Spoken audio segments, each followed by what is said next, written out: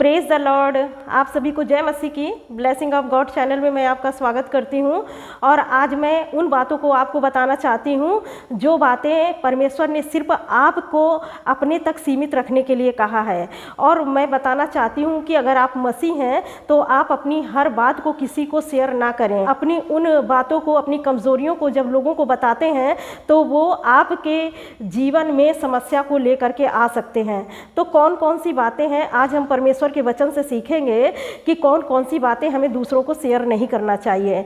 जैसा कि परमेश्वर का वचन कहता है, जैसे कि हमारी हो गई स्पिरिचुअल लाइफ, हमें अपनी स्पिरिचुअल लाइफ को किसी को शेयर नहीं करना है कि हम कितनी देर प्रार्थना करते हैं, कितनी परमेश्वर की उपस्थिति में रहते हैं, कितना हम परमेश्वर में आत्मिक हैं। क्योंकि परमेश्वर का वचन जैसा मत्ती 6:6 कहता है कि जब तू प्रार्थना करे तब तू अपनी कोठरी में जा और अपनी जो बातें हैं तब परमेश्वर से कहे, तो परमेश्वर जो गुप्त में देखता है तब वो तुझे प्रतिफल देगा।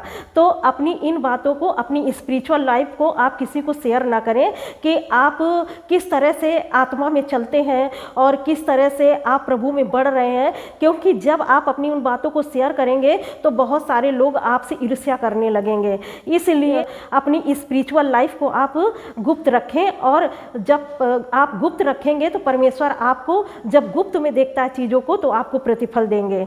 और दूसरी बात, हम जब दान करते हैं तो हमको लोगों को बताना नहीं है। जब दान और भलाई के जब हम काम करते हैं तो हमको ये नहीं कहना कि हमने दूसरों के लिए ये किया, यहाँ पर इतना दान दिया, इस चर्च में इतना दान दिया, हमने कंगालों को इतना दिया, यहाँ इसकी इतनी मदद की, इतनी भलाई की। आपको ये सब नहीं शेयर करना है, क्योंकि परमेश्वर का वचन कहता है कि जब तेरा दाहिना हाथ जब दान करता है तो तेरा बायां हाथ भी ना जानने पाए। तो मैं आपको परमेश्वर के वचन से बताना चाहती हूँ कि जब दान करें, आप भलाई करें तो अपने आगे तुरही न बचवाएं, ताकि लोग आपको अधिक धर्मी समझें। इसलिए ऐसा काम ना करें, नहीं तो परमेश्वर से आप कुछ भी प्रतिफल नहीं पाएंगे।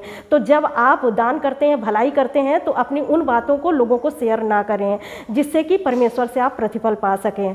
तीसरी बात है, अपनी धन और अपनी संपत्ति के बारे में और अपनी कमज़ोरियों के बारे में दूसरों को ना बताएं। आपके घर में क्या है, कितना धन है, कितना दौलत है, आपने क्या खरीदा, क्या रखा, जो परमेश्वर ने आपको दिया, तो ये सब बातें जब आप दूसरों को शेयर करेंगे तो आपसे ईर्ष्या करने लगेंगे और आपको ऐसा प्लान बनाएंगे कि आपको नीचे गिरा दें, या अगर जब कभी आपके जीवन में कोई परेशानी होगी तो वो आपका फ़ायदा उठा सकते हैं। इसीलिए जैसा कि परमेश्वर का वचन कहता है, हिजकिय्याह ने क्या किया था कि बेबीलोन का जो एक व्यक्ति था उसको अपने घर की संपत्ति सब दिखा दी थी, एक एक चीज़ दिखाई थी कि मेरे घर में क्या है। तो यहाँ पर भविष्यवाणी की गई थी, पर चीज़ें दिखाई हैं हिजकिय्याह ने, एक भी नहीं रहेगा। और ऐसा ही हुआ, सब कुछ वो व्यक्ति बेबीलोन का जब राजा आया तो सब बटोर ले गया। तो इसीलिए अपनी उन चीज़ों को जो परमेश्वर ने आपको दी है, चाहे आपको धन संपत्ति दी है या कुछ भी दिया है, आप दूसरों को शेयर ना करें। और अपनी आर्थिक स्थिति को, अगर आप आर्थिक स्थिति में कमज़ोर भी हैं तो वो भी शेयर ना करें, क्योंकि जब आपके कठिन समय में लोग आपकी मदद कम और आपकी हंसी ज़्यादा उड़ाएंगे। तो इसलिए परमेश्वर पर भरोसा रखें, परमेश्वर आपके लिए मार्ग निकालेंगे। और चौथी बात, हमें दूसरों की बुराई नहीं करना है।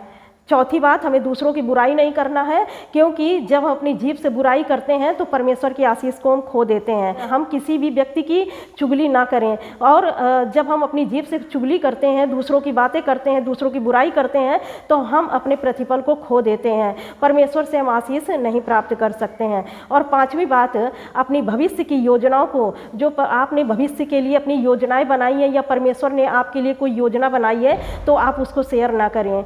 और जैसा कि परमेश्वर के वचन में लिखा हुआ है कि यूसुफ जो था, उसने जब स्वप्न देखा तो अपने भाइयों से, अपने परिवार में शेयर कर दिया था कि परमेश्वर मुझे ऊंचा उठाने वाले हैं। तो आप जानते हैं कि उन्होंने कितना तकलीफ का सामना किया था।